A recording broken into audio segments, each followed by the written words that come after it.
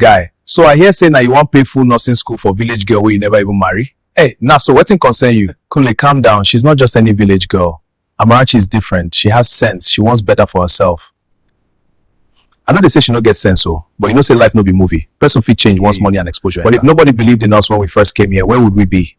Somebody gave me chance once. I'm just doing same. Believing in person no bad, but make you no carry whole destiny go drop for one person hand. Love the blind man sometimes. This one no be blindness, na choice. I've seen her struggle. I've seen her humility. I want to build something real with her. All right. I just hope say she remembers who stood by her when life was hard. She will. Amarachi is not that kind of woman.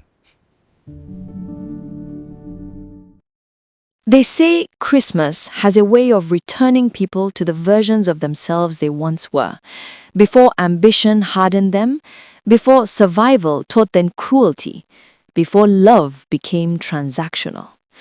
It was one such Christmas that Emeka Okure stepped off a dusty intercity bus into his village in eastern Nigeria, carrying 2 suitcases, a foreign accent softened by nostalgia, and a heart that still believed in simple things. The harmattan air clung to his skin like a memory, sharp and dry, carrying the smell of firewood and roasted corn.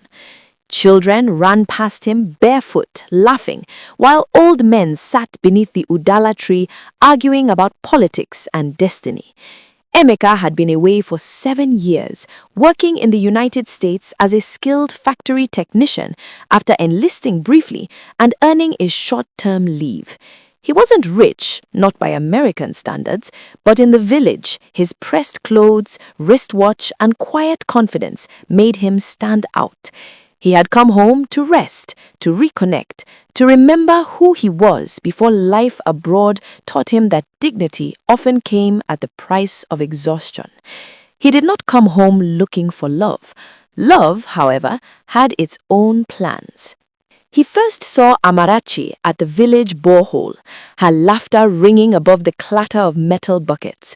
She wore a faded yellow dress, neatly mended at the seams, and her feet were dusty, but her eyes, God, her eyes were alive with warmth and curiosity. She greeted him respectfully when their eyes met, a soft, "Good afternoon, sir," that carried none of the practiced flirtation he had encountered abroad. Emeka watched as she helped an elderly woman lift a heavy bucket onto her head, steadying it with practiced ease. There was nothing dramatic about the moment, yet something in him shifted. Over the next few days, he found excuses to pass by the borehole, the small provision shop where she occasionally helped her mother, the narrow pathway leading to her family compound. When he finally gathered the courage to speak to her properly, he learned that Amarachi was 20, the eldest daughter of struggling farmers, bright, kind, and heartbreakingly intelligent. She spoke of her dream to become a nurse with a quiet resignation, as though she had already accepted it would never happen. Her parents, she explained without bitterness, could barely afford food, let alone university fees. Emeka had always believed that love was action, not poetry. As weeks passed, his conversations with Amarachi deepened, about faith, about sacrifice, about the loneliness of wanting more than your circumstances allow. He saw in her not just beauty, but gratitude, humility, and a hunger for growth that mirrored his own past struggles. One evening, sitting outside her parents' crumbling house as kerosene lamps flickered, he made a decision that would change all their lives. He told her he wanted to support her education, to send her to nursing school, to give her the chance life had denied her. Amarachi cried, insisting it was too much, that people would talk. Her parents fell to their knees in gratitude, calling him a God-sent helper. Emeka waved it all away. In his heart, the decision was already sealed. He was not investing out of pity. He was building a future for her, for them. Though no bride price had been paid, though no vows had been exchanged, he treated Amarachi as his wife in everything but name. When he returned to the US with a sense of purpose he hadn't felt in years, he shared the decision with Kunle over a late-night phone call. There was a long pause before Kunle spoke. "My brother, I hope you know what you're doing. You're tying your destiny to someone who hasn't even found herself yet. Emeka listened quietly, then replied with calm certainty. I know, but some people don't need perfection. They need opportunity. I believe in who she can become. Kunle exhaled softly. I pray she remembers, he said. Emeka said nothing more. The choice had already been made. Money began to arrive regularly. Tuition paid in full, textbooks shipped from abroad. A modest renovation transformed her parents' leaking roof into a solid zinc covering. For the first time, Amarachi slept without fear of rain soaking her mattress. Emeka called every night despite time differences, guiding her through difficult courses, encouraging her when exams overwhelmed her. He praised her resilience, reminded her where she came from and where she was going. In school, Amarachi flourished. Lecturers admired her dedication. Fellow students whispered about her foreign sponsor. She began to carry herself differently, still humble, but with growing confidence. Emeka watched from afar, pride swelling in his chest. He worked overtime, skipped luxuries, and endured back-breaking shifts, all fueled by the vision of a future where Amarachi would stand beside him in America, not as a dependent, but as a partner. He imagined their children speaking with blended accents, living proof that sacrifice was never wasted. The village wedding was not extravagant, but it was full of meaning.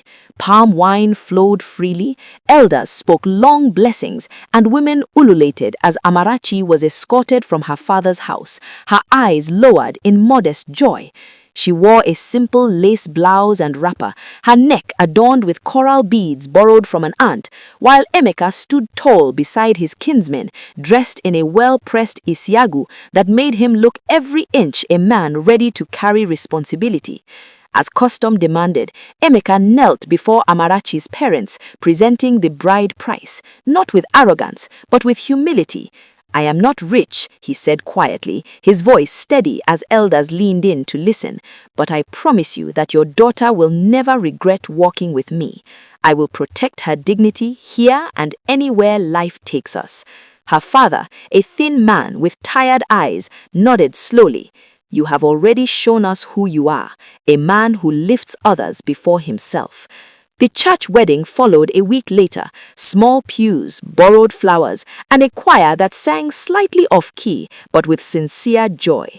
When the pastor asked Amarachi if she would stand by her husband in plenty and in want, she smiled and answered clearly, I will. Emeka squeezed her hand, whispering, we will grow together. After the celebrations, reality returned quickly.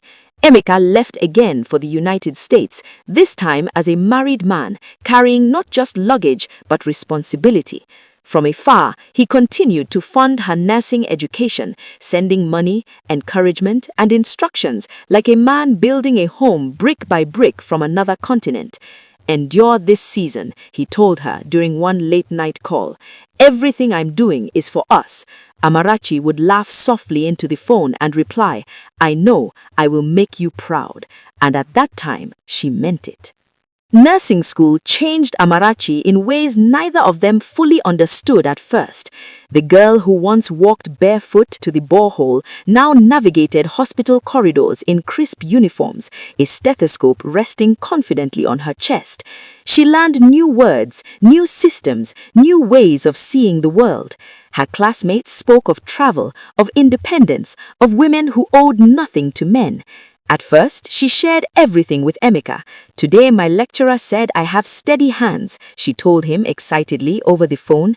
Emeka laughed from the other end, exhaustion thick in his voice after a 12-hour shift. Of course you do. You were always careful, even as a child.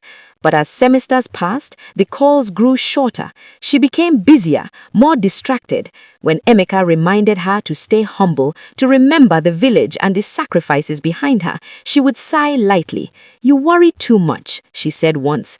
Times are changing. He felt the sting, but brushed it aside. Changing doesn't mean forgetting, he replied gently. Still, he sent money faithfully, fees, rent, feeding allowance, sometimes delaying his own bills. When her parents called to say the new roof leaked again, he sent more. When Amarachi needed a laptop, he worked extra weekends. He told himself this was marriage, one partner carrying more weight for a season. And while Amarachi grew academically and socially, Emeka remained where he was, working, waiting, believing. He did not notice that while he was building a future, his wife was slowly outgrowing the past that shaped him. When Amarachi finally landed in the United States, the cold struck her before reality did. She shivered in Emeka's jacket at the airport, clutching her documents while staring at the endless glass walls and moving walkways. "Is it always this cold?" she asked, forcing a laugh. Emeka smiled, rubbing her arms. "You'll get used to it. Everything here feels strange at first." For the first few weeks, she leaned on him completely, asking how to use the bus, how to speak to officials, how to stretch money in a country where nothing waited for you. Emeka was patient, proud even, guiding her through orientation classes and night drives through unfamiliar streets. But once she secured a nursing position at a care facility, something subtle shifted. She came home with stories about co-workers who owned homes, about supervisors who spoke with authority and ease. "My boss says I have great potential," she mentioned one evening, scrolling through her phone while Emeka prepared dinner. Emeka nodded, pleased. "That's good. Remember why we came, to build slowly." She hesitated before responding. "Slowly, yes," she said, though her tone suggested she was already thinking faster. At work, she began to carry herself differently. Shoulders straighter, voice firmer. At home, she grew less patient with Emeka's simple routines. When he reminded her to save, she replied, "You think too small." He laughed it off, unaware that admiration had begun turning into comparison. Love was still present, but it was no longer equal. One of them was climbing rapidly. The other was holding the ladder from below, unaware that hands could grow tired and hearts impatient. The call came on a Tuesday morning, ordinary in every way except for how it ended everything Emeka thought was solid. The factory supervisor spoke in rehearsed sympathy, explaining downsizing, restructuring, words that sounded harmless until they stripped him of his job. Emeka sat in his car long after the call ended, staring at the steering wheel, breathing slowly as though panic were a thing that could be postponed. When he told Amarachi that evening, she froze for a second too long. "Laid off," she repeated. "For how long?" He forced a smile. "They said it was temporary. I'll find something else quickly." At first, she tried to be supportive. "It's okay," she said, though her eyes avoided his. "These things happen." Weeks passed. Applications went out daily. Interviews led nowhere. Without a degree, Emeka found himself competing in a brutal market that didn't care about loyalty or years of service. He took on odd jobs, warehouse shifts, deliveries, cleaning offices at night. He still woke before dawn to prepare the children for school, still packed lunches, still made sure the house ran smoothly. Slowly, Amarachi's patience eroded. "Why is it taking so long?" she snapped one evening. "Other men don't stay jobless like this." Emeka swallowed his pride. "I'm trying. I've never stopped trying." She scoffed. "Trying is not enough in this country." Her words lingered long after she walked away. The house that once felt like a partnership began to feel like a courtroom, where Emeka stood permanently on trial for a crime he never committed. As Emeka's unemployment stretched into months, respect didn't disappear in one dramatic moment, it faded in small, cutting ways. Amarachi stopped informing him of her schedules. She began eating out with colleagues, returning home late without explanation. When Emeka asked gently, "Should I wait up for you?" she replied, "I'm not a child, Emeka." One night, while he folded laundry, he overheard her on the phone in the bedroom, her voice softer than it had been with him in weeks. "Yes, sir," she laughed. "I'll stay a little longer." When she emerged, perfume clinging to her clothes, Emeka asked quietly, "Who are you talking to?" She rolled her eyes. "My supervisor. We had a long shift." He nodded, though something inside him tightened. The children sensed the tension, growing quieter, watching their parents with weary eyes. Emeka tried to restore what was slipping away. He planned small family outings, cooked her favorite meals, and reminded her of their journey. "Do you remember the village wedding?" he asked, attempting a smile. She replied without warmth. "That was another life." The word struck harder than any insult. Another life, as though the past that built her no longer mattered. Emeka began to realize that poverty had returned, not to their finances, but to their marriage. And this time, it wasn't lack of money that starved them, but lack of honor. The day Emeka saw the truth could not be ignored. He had just returned from a long, exhausting day of deliveries. His shoulders ached, hands raw from labor, yet he still smiled when he entered the house. But the sight that greeted him froze that smile. Amarachi stood close to her boss in the living room, laughing at something he had said, her hand brushing his casually, too casually. For a moment, he thought he imagined it. The boss, a tall, confident man in his late 30s, noticed Emeka's presence immediately. He straightened, a polite, tight-lipped smile crossing his face. "I'll just give you two a moment," he said, stepping lightly towards the door. Amarachi's expression tightened for a fraction of a second, then she waved him off. "No, stay if you want," she said, her tone light but deliberate, daring Emeka to act. Emeka cleared his throat, voice tight but steady. "Amarachi, we need to talk." She was startled for a second, then composed herself, a thin smile on her lips. "Emeka, I don't know what you mean," she said lightly, as if the air between them was neutral. He took a careful step closer. "Don't lie to me. I saw."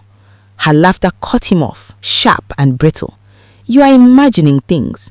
I am your wife, but I have my life too." The words stung, each one carefully chosen to wound. Emeka's heart pounded. "My life?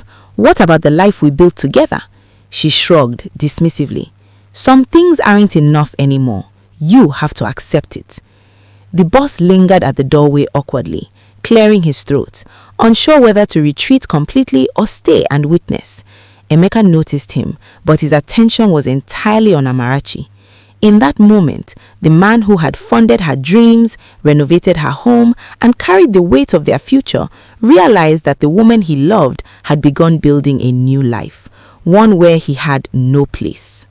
The divorce proceedings were merciless, and Emeka walked into the courtroom feeling the weight of every sacrifice he had made in his life. Amarachi sat across from him, poised and unyielding, the glow of confidence almost cruel against the shadow of his despair. "I'm sorry, Emeka," she said calmly, as if rehearsed, "but this is best for both of us." He swallowed back a sob. "Best? After everything? After the years, the children, the home we built?" The judge, impartial yet firm, reminded them of the laws of property, custody, and marital rights. Emeka's heart sank as he watched her lawyers skillfully claim their house, the furniture, even the bank accounts he had worked tirelessly to maintain. Friends tried to intervene, calling her, pleading, reasoning. "She doesn't understand what she is losing," one whispered. But Amarachi's resolution was ironclad. "I know exactly what I'm doing," she said. When the final gavel struck, Emeka left the courtroom with nothing but his children's love and his battered pride. Outside, the chill of winter bit at him harder than the loss itself. The man who had given everything, sweat, hope, and love, was suddenly homeless in a country that demanded productivity and degrees over character and sacrifice. And Amarachi, she walked away with the spoils, smiling politely to strangers as if the story of the man who built her life had never existed. Amarachi's life seemed perfect in the months following the divorce. She married her boss in a ceremony that was the talk of the office, a fusion of extravagance and modern elegance. Crystal chandeliers reflected on designer gowns, expensive jewelry gleamed under bright lights, and social media buzzed with images of her new life. Friends and colleagues congratulated her. Even distant relatives praised her for making the right choice. She believed, truly believed, that she had won. For the first time in years, she felt powerful, independent, untouchable. Every glance at the house, the luxury car, the posh neighborhood confirmed it. She had escaped the man who couldn't provide and claimed her happiness with someone who could. But beneath the laughter, the new furniture, the expensive meals, there was a quiet dissonance she refused to acknowledge. Emeka's absence, his steady hands and quiet presence, left a space in the home that no wealth could fill. She ignored the hollowness, choosing instead to focus on appearances, dinners, parties, status symbols. She told herself over and over, "I deserve this, I worked for this." But the universe, as patient as it is impartial, was quietly taking notes. It started subtly at first, small cracks in Amarachi's carefully constructed life. Her new husband, once charming and attentive, began to show glimpses of the man beneath the polished exterior: selfishness, impatience, and infidelity. He dismissed her concerns with a shrug, laughed off arguments, and slowly withdrew the attention she once had taken for granted. The children who remained in her care sometimes looked at her with confusion that mirrored the unease she refused to acknowledge. At work, whispers started about her favoritism, and colleagues began questioning the ethics of her rapid rise. The house, once a symbol of triumph, grew cold in the corners where laughter used to live. Amarachi noticed, but she refused to connect these incidents to the choices she had made. She told herself that setbacks were temporary, that her intelligence and beauty would protect her. Meanwhile, her mother's health began to fail back in the village, and requests for financial help grew urgent. Amarachi sent money, grudgingly, each transaction a reminder that wealth was not immunity, and kindness could not be bought. Nights grew restless, and the sense of emptiness she tried to mask with extravagance grew louder, whispering truths she refused to face: that happiness built on betrayal and self-interest is fragile, and that some debts, moral debts, cannot be escaped with a new name, a new house, or a new husband. Homelessness tested Emeka in ways he had never imagined. Nights on borrowed couches, mornings spent washing dishes for a few dollars, and the constant ache of missing his children pressed on him like a weight he could not shrug off. Yet, despite the bitterness and despair, he refused to surrender. He applied for every training program he could find, stayed awake into the early hours, studying for certifications, and took every small job that promised even the faintest stability. Deliveries, repair work, odd construction shifts. None were glamorous, but they reminded him of his own resilience. He endured exhaustion, humiliation, and the sting of being dismissed in restaurants and offices, always reminding himself that dignity came from action, not circumstance. Evenings were the hardest. Sitting alone in a cramped apartment, he would call Amarachi just to hear his children's voices, reading them bedtime stories over the phone when he could not talk them in himself. "Daddy's working so you can have a better life," he would tell them gently, masking his fatigue behind laughter. Each day was small progress, each paycheck a brick in rebuilding not just a home, but his self-worth. And somewhere in the quiet of these long, lonely nights, Emeka realized that while betrayal had taken his house, his possessions, and temporarily his comfort, it could not steal his integrity, patience, and love for his children, the true foundations of a life well lived. For months, Amarachi had enjoyed her new life, confident that wealth and status had erased the past. But her confidence proved to be fragile. Her husband, once charming, began cutting corners at the office, skimming funds from company accounts to cover failing investments. At first, Amarachi ignored the small inconsistencies, telling herself it wasn't her problem. But the truth could not stay buried. One morning, auditors arrived with police officers in tow, uncovering a major financial fraud that implicated both her and her husband. "You knew about this, didn't you?" one officer demanded, holding her paperwork. Amarachi's heart raced. I didn't," she stammered, panic rising, but her protests sounded hollow. Emails, transaction records, and witnesses tied her to her husband's schemes. Within hours, she was escorted from the office, her designer heels clicking against the polished floors as whispers followed her like shadows. The scandal exploded across social media and newspapers. 2 executives implicated in fraud, embezzlement, and misuse of company funds. They were terminated immediately and prosecuted. Court sessions dragged on for months, public, humiliating, and unforgiving. Eventually, she and her husband received sentences that left them both financially and socially ruined. Their home, the one Amarachi had acquired from Emeka years ago, was seized by the courts to help settle the stolen funds. For the first time in years, she had nothing. No wealth, no prestige, no allies. Sitting alone in a sparse temporary apartment, she whispered bitterly, "This is what happens when you forget where you came from and who lifted you." Meanwhile, Emeka had quietly rebuilt his life. Through the trials of unemployment and struggle, he had met Ada, a kind, sharp, and supportive woman who recognized his dedication, humility, and intelligence. "You have more skill in your little finger than most people in management," she told him one afternoon over coffee.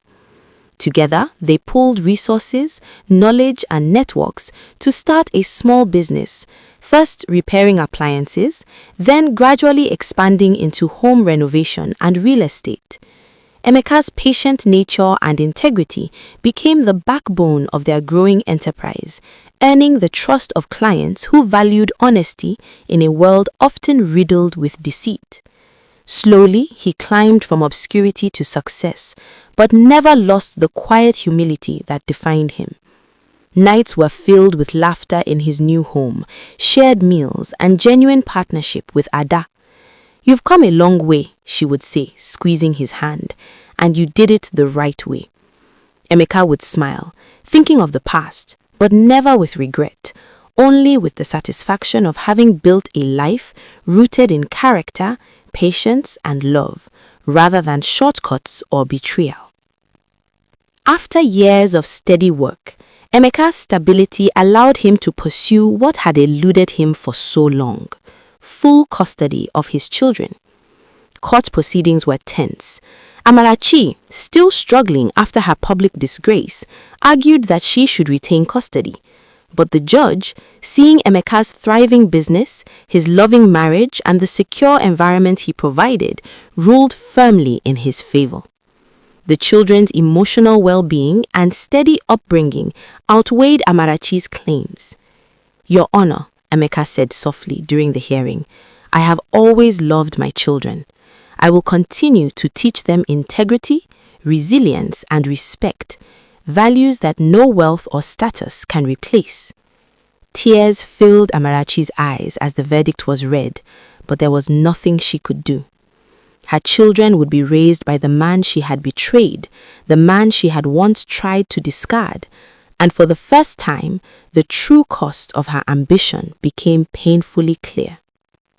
Years later, stripped of wealth, status, and pride, Amarachi sought work in a large corporate establishment in the city, clutching a small sum from an old acquaintance who had lent her a lifeline.